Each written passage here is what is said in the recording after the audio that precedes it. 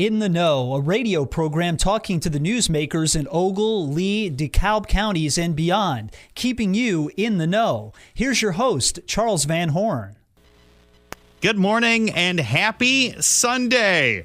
I'm Charles Van Horn. November is National Native American Heritage Month, and joining us this morning is White Winnebago, or Ho-Chunk Ska Ga. Good morning.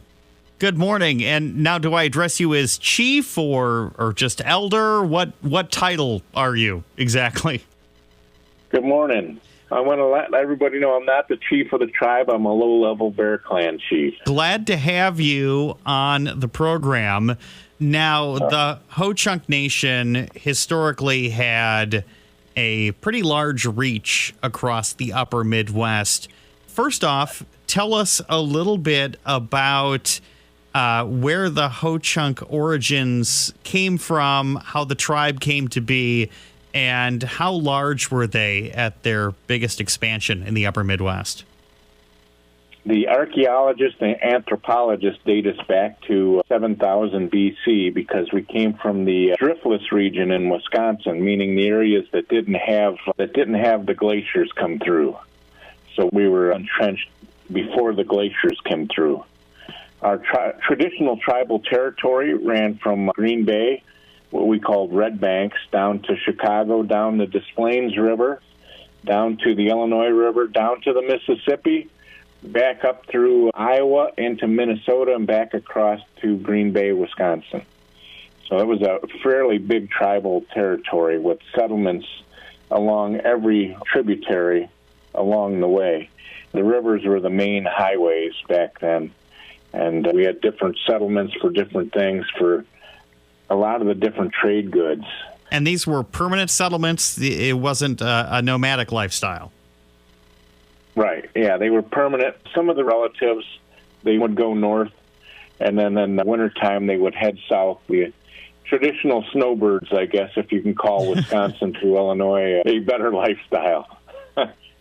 The Ho-Chunk Nation obviously suffered with the arrival of Europeans. What were some of the first conflicts with Europeans like, and how did that directly affect the Ho-Chunk Nation? There's a lot of the history written on it. Most of it, unfortunately, is predominantly from the white point of view, but some of the native oral history that's handed down talk about how the settlers came in and basically took over a lot of the different territories, and they seen that the farming was good, and they became farmers also, and moved us out of our territory, took over the lead mines and the copper mines. We did that as a people. We were primarily, though, hunters, trappers, fishermen. We provided a lot of the pelts to the original French that come through. So we lived a good living off of the land. So, and that would have been through, like, say, what years? The first in the 1820s was the first. How would you say, the first treaties that included land cessation, and then into the 1830s, when the Black Hawk Uprising and the Ottawa Uprising prompted the federal government to get involved in Native American removal out of Illinois. So it was a complete removal of all natives in Illinois. And they were relocated to where? We were relocated to different areas, first in the 1820s back up into Wisconsin, then in the 1830s into Iowa, called the Neutral Ground, and then up into Minnesota, and then they realized some of the land that we had there was good.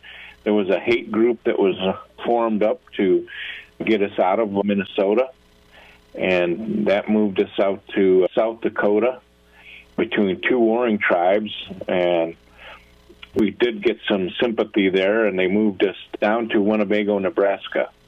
So, and then a lot of our ancestors, they didn't like it in Winnebago, Nebraska, and they walked all the way back from Nebraska back into Wisconsin to be with their ancestors that were buried in the ground there.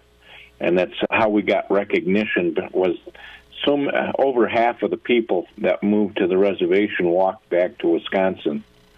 So it was a very trying time for a lot of the families.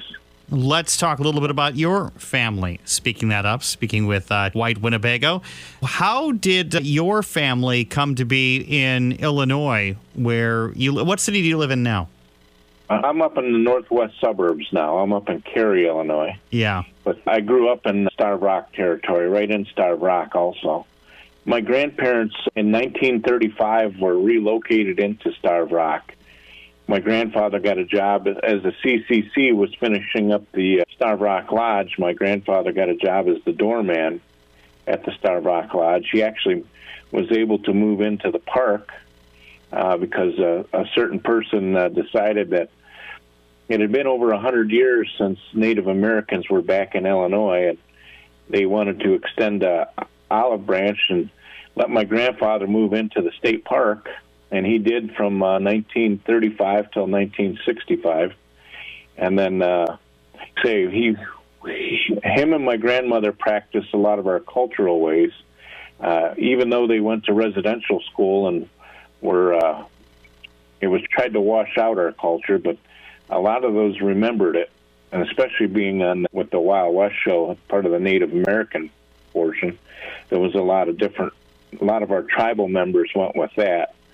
And like I say, my grandparents were very fortunate to get moved into Starved Rock, and my grandfather was a fixture at Starved Rock from 1935 on. He would have Native American programs in the lodge just about once a month. And with his programs, he taught quite a bit about our Native culture. And I'm practicing that today myself. And the culture is incredibly important because sometimes those who don't know as much about the indigenous peoples of North America lump everybody together in sort of this caricature of, headdresses and smoke signals. But certainly each individual nation has their own rituals and different traditions, right? Yeah, every tribe is a little different. Some of the languages are different. Some of the customs and ways they have are just a little bit different. They call my Ho-Chunk language a Siouan language, and that obviously comes from a white historian. It was back in the days, they said, when the tribe center back up by Lake Winnebago would grow over 5,000, they would have themselves, and half would be sent to the northwest, south, or in any of them directions. And when the Jesuit priests embedded themselves with the Ho-Chunk Nation, they were with Nicolette that discovered, Wisconsinites hate it when I say Nicolette. It's Nicolay. They always yell at me. I kind of do it on purpose sometimes just to get a rise out of them. When Nicolay came across the Great Lakes with the Algonquin guides and Jesuit priests, the priest stayed in with the tribe and documented quite a few things. And some of the things they documented were when the tribe got so big they would have themselves. And the creation of several other tribes came of that. The creation of the Sauk tribe and the creation of the Fox tribe. And then the languages are very similar. What I think happened was the tribe had done this for centuries, and the Sioux tribe has done the same thing. That's why there's so many different sects of the Sioux tribe, and the Sioux language is similar to our Ho-Chunk language. So the Iowa tribe is a very similar language to us. There's a lot of different tribes that have a very similar language, and maybe what has happened was after they were halved off, they were sent to the West, and then they practiced the same thing. So it's probably more truth to that than could be. Like I say, our history is an oral history, so you would have to talk with some of the elders to get their take on it, what was passed down to them. But a lot of them went to the residential schools and have clammed up, and they don't talk about a lot of the history that they can remember. I remember trying to get stuff out of my grandmother and grandfather. It was difficult because they only talked about things once, and if you didn't pay attention, you didn't get to hear it again. Let's talk about growing up with definitely a different home environment and a different school environment. Did it feel like you were traveling between two different worlds sometimes? Yeah, it did. I was always, it was always kind of fun to be in the native world because my grandfather he was the MC everywhere we went, looked up to him. And my grandmother, she always was part of one of the women's circuits.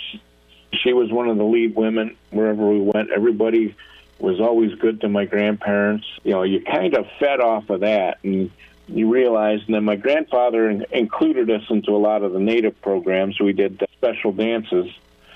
He was always kind of like the showman. He would have us learn some of the old traditional dances, and then it still brings back really good memories today. So.